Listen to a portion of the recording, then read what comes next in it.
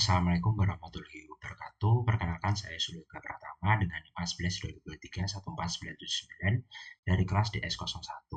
Pada kesempatan ini saya akan mempresentasikan hasil pengerjaan UTS Bengkel Coding dengan topik prediksi kepuasan penumpang maskapai penerbangan. Langsung saja kita mulai ke dalam notebooknya. Pada bagian awal saya melakukan import library yang dibutuhkan untuk seluruh proses, mulai dari NumPy dan Pandas untuk manipulasi data, Matplotlib dan Seabird untuk visualisasi, Scikit-learn untuk preprocessing, permodelan, seleksi fitur, optimasi dan evaluasi, serta Smote dari library BalanceLearn untuk menangani ketidakseimbangan kelas melalui teknik oversampling, ditambah fungsi evaluasi seperti akurasi skor, presisi skor, recall skor, dan lain sebagainya. Selanjutnya, saya membuka Google Drive dan memuat dataset dari path yang sudah saya tentukan menggunakan pd.read_csv. Dataset yang digunakan bernama Airline Passenger Satisfaction. Di sini saya juga menampilkan 5 data pertama di dalam dataset. Setelah data dimuat, terlihat bahwa dataset ini memiliki 129.890 baris dan 24 kolom fitur. Fungsi dfinfo saya gunakan untuk mengecek tipe data dan mengidentifikasi adanya missing value awal di fitur arrival delay. Sementara dfdescribe memberikan gambaran statistik deskriptif seperti rata-rata usia penumpang yang berada di angka 39 tahun dengan rentan usia dari 7 hingga 85 tahun. Saya juga mengelompokkan fitur ke dalam 3 kategori. Fitur kategorikal seperti gender, customer type, dan class. Fitur continuous seperti age, flight distance, dan departure or arrival delay. Fitur rating, yaitu 14 aspek layanan dengan skala penilaian 0 sampai dengan 5. Pada tahap ini, saya mengecek keberadaan data kosong. Hasilnya hanya ada satu kolom yang memiliki nilai hilang, yaitu kolom arrival delay sebanyak 393 baris. Atau dalam visualisasi berikut sekitar 0,3% dari total data. Jumlah ini menurut saya tergolong kecil sehingga masih bisa ditangani pada tahap preprocessing. Untuk duplikasi data, hasil pengecekan menunjukkan 0 data duplikat, yang berarti setiap baris bersifat unik. Di sini saya membuat beberapa visualisasi untuk memahami pola secara lebih dalam. Pertama, distribusi variabel target satisfaction menunjukkan adanya ketidakseimbangan kelas di mana kelas netral or dissatisfied mendominasi sekitar 56,6%, sementara kelas satisfied hanya 43,4%. Ini menjadi sinyal bahwa kita perlu menerapkan teknik sampling selanjutnya. Untuk distribusi fitur kategorikal terlihat bahwa mayoritas tipe penumpang adalah returning customer dan sebagian besar melakukan perjalanan bisnis. Pada fitur continue, distribusi delay menunjukkan condong ke kanan yang mengindikasikan bahwa adanya beberapa kasus keterlambatan yang ekstrim. Dan untuk fitur rating, sebagian besar layanan mendapatkan penilaian yang cukup positif dengan skor 4 sampai dengan 5 mendominasi di banyak kategori. Saya mendeteksi outlier menggunakan boxplot dengan metode IQR. Hasilnya, fitur age tidak memiliki outlier, namun departure delay dan arrival delay memiliki ribuan data ekstrim yang perlu ditangani nantinya. Berikut adalah visualisasi heatmap korelasinya. Selanjutnya pada analisis korelasi, fitur online boarding menjadi fitur dengan korelasi tertinggi terhadap kepuasan penumpang sebesar 0,5. Sebaliknya, fitur arrival delay justru memiliki korelasi negatif. Pada tahap ini, saya melakukan permodelan secara langsung menggunakan data yang hanya diproses secara minimal. Kolom ID dihapus, missing value ditangani dengan drop rows, dan seluruh fitur kategorikal start target di encoding menggunakan label encoder. Selanjutnya dilakukan pemisahan dataset menjadi variabel X yang terdiri dari 22 kolom fitur dan variabel Y yang merupakan target yaitu satisfaction. Data dibagi dengan rasio 80:20 menggunakan trend test split dengan parameter stratify untuk menjaga proporsi kelas. Selanjutnya saya melatih 3 model. Untuk yang pertama, random forest menghasilkan akurasi tertinggi sebesar 96,39% dengan precision 97,41% dan recall 94,19%. Menurut saya itu sudah sangat bagus bahkan di tahap direct modeling. Yang kedua, Design-Tree menghasilkan akurasi 94,37% dengan performa yang cukup seimbang antara precision dan recall yang hanya selisih sekitar 1%. Dan yang ketiga KNN. Nah, di sini sebelum dilatih data di scaling menggunakan standar scaler karena KNN itu sangat sensitif terhadap perbedaan skala. Hasilnya akurasi mencapai 93,5%, namun recall-nya itulah yang paling rendah di angka 88,78%. Dari visualisasi gambar berikut, secara keseluruhan, Random Forest sudah menunjukkan performa terbaik sejak tahap direct modeling. Di sini saya memulai pre-processing yang lebih baik dari sebelumnya. Kolom ID dihapus, lalu target satisfaction di encoding menjadi angka, di mana 0 untuk neutral or dissatisfied dan 1 untuk satisfied. Selanjutnya saya memeriksa ulang terhadap dataset menunjukkan bahwa terdapat 393 nilai yang hilang, yang seluruhnya terdapat pada fitur arrival delay. Berbeda dengan direct modeling yang langsung mendrop baris kosong, di sini saya menggunakan imputasi median untuk kolom arrival. Karena distribusi fitur ini condong ke kanan, yang mengakibatkan outlier sehingga median menurut saya jauh lebih stabil daripada menggunakan min. Untuk outlier, saya menggunakan metode capping IQR, yaitu untuk nilai ekstrim tidak dihapus, melainkan dipotong ke nilai batas bawah atau batas atas. Misalnya, di Departure Delay dibatasi maksimal 30 menit. Hasilnya, semua fitur ini memiliki 0 sisa outlier. Bisa dilihat setelah outlier ditangani, pada visualisasi gambar berikut sudah tidak ada nilai outlier lagi. Lalu 4 fitur kategorikal yang tersisa yaitu gender, customer type, type of travel, dan class di-encode menggunakan ordinal encoder. Selanjutnya dilakukan pemisahan dataset ulang menjadi variabel X yang terdiri dari 22 kolom fitur dan variabel Y yang merupakan target yaitu satisfaction. Data kemudian dibagi lagi dengan rasio 80/20 menggunakan stratified split.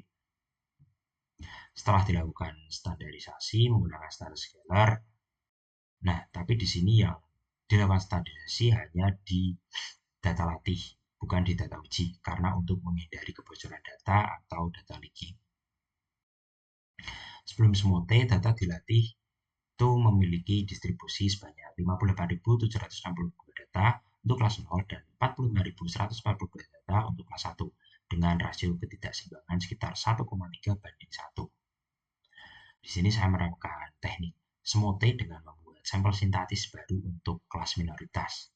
Hasilnya data latih bertambah dari 103.904 menjadi 111.524 data dengan distribusi kelas yang seimbang, yaitu masing-masing 58.762 data untuk kedua kelas. Bisa dilihat pada visualisasi gambar berikut, untuk dua kelas sudah seimbang di 58.762 data. Lalu ketiga model dilatih ulang menggunakan data yang telah melewati proses pre-processing dan Smote. Dengan hasil, Random Forest tetap stabil di akurasi 96,25%. Selanjutnya untuk decision tree meningkat dengan advanced score mencapai 93,83%. Dan KNN mengalami perbaikan yang paling signifikan, terutama pada recall yang naik dari 88,78% menjadi 90,49%. Membuktikan bahwa Smote itu sangat membantu KNN untuk mengenali kelas minoritas. Penerapan processing dan Smote memberikan dampak positif pada seluruh model. Random Forest tetap menjadi model terbaik dengan performanya stabil, sementara Decision Tree dan KNN mengalami peningkatan kualitas prediksi setelah penerapan Smote. Hasil perbandingan menunjukkan bahwa pre-processing dan Smote memberikan pengaruh positif pada setiap model.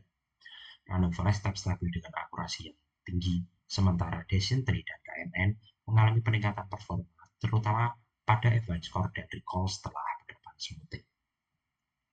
Berikut adalah visualisasinya dalam bentuk bar chart.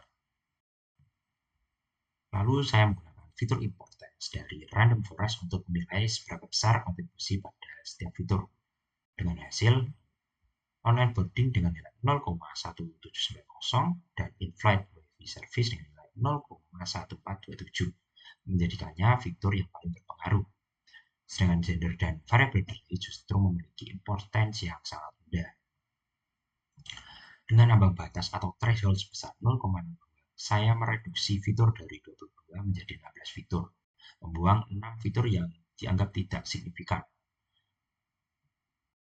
Selanjutnya, dapat dibuktikan bahwa pada tahap fitur selection dapat mengurangi jumlah prediktor dari 22 fitur menjadi 16 fitur setelah menghapus 6 fitur yang memiliki nilai kontribusi di bawah threshold 0,02.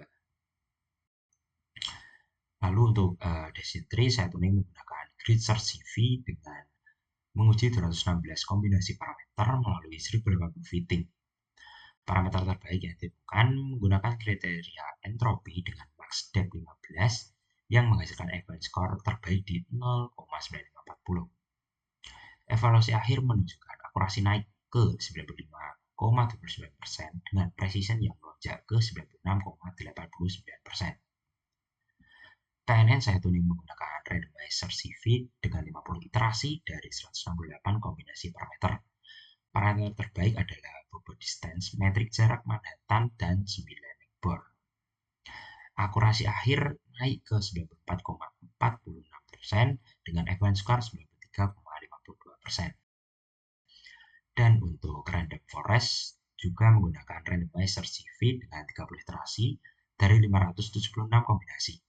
Parameter terbaiknya 500 estimators dengan max depth bebas.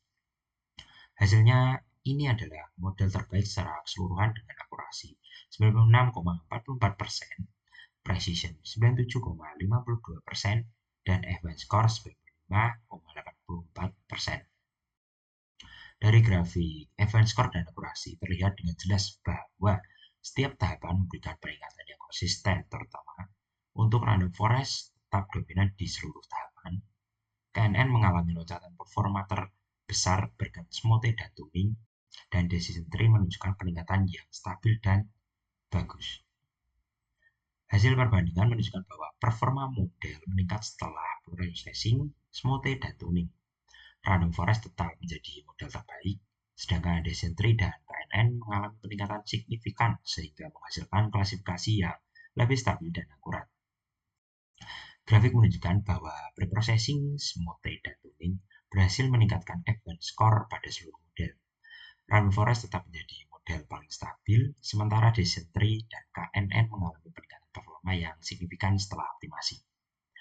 Grafik menunjukkan bahwa preprocessing, smoothe, dan tuning berhasil meningkatkan akurasi seluruh model. Random forest tetap menjadi model paling stabil dengan akurasi tertinggi, sementara decision tree dan KNN mengalami peningkatan performa setelah tahap optimasi. Berdasarkan seluruh rangkaian pengujian, random forest pada tahap preprocessing, smoothe, dan tuning menjadi model terbaik karena memiliki performa paling unggul dan stabil dengan akurasi 96,44%, presisi 97,52%, recall 94,21%, dan event score 95,84%. Hasil ini menunjukkan bahwa kombinasi preprocessing, penanganan imbalance data dengan smoothe, dan hyperparameter tuning efektif dalam menghasilkan model klasifikasi yang lebih akurat dan seimbang. Berdasarkan seluruh rangkaian eksperimen, ditemukan bahwa fitur online boarding dan in-flight Wi-Fi service menjadi faktor paling berpengaruh terhadap kepuasan penumpang. Tahap preprocessing dan seleksi fitur berhasil mereduksi fitur dari 22 menjadi 16 tanpa menurunkan kualitas prediksi secara signifikan.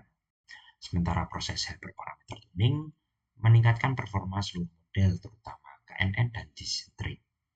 Pada akhirnya, random forest pada tahap preprocessing, smoothe, dan tuning menjadi model terbaik dengan akurasi 96,44%, precision 97,52%, dan event score 95,84% karena mampu menjaga keseimbangan antara presisi dan recall secara stabil. Sekian penjelasan dari saya. Wassalamualaikum warahmatullahi wabarakatuh.